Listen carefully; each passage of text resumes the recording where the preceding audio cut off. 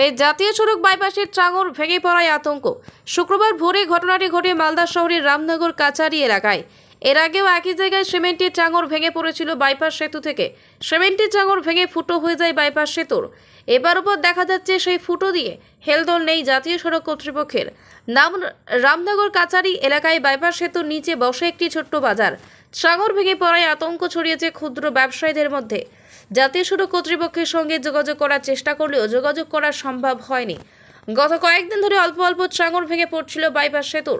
মহানন্দা নদীর ওপর দিয়ে গেছে এই সেতু। চাঙর ভেঙে সেতু ফুটো হয়ে যায়। তড়িঘড়ি মেরামত না করলে বড়সড় দুর্ঘটনা ঘটতে পারে ওই এলাকায়।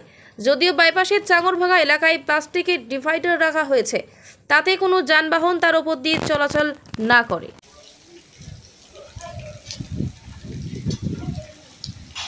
রাত্রে দিকে শুরু হয়েছে, আবার ভাঙতে ভাঙতে অনেক ভেঙে ফাঁক হয়ে গেছে। এখন এই পার ওই পার দেখা যাচ্ছে।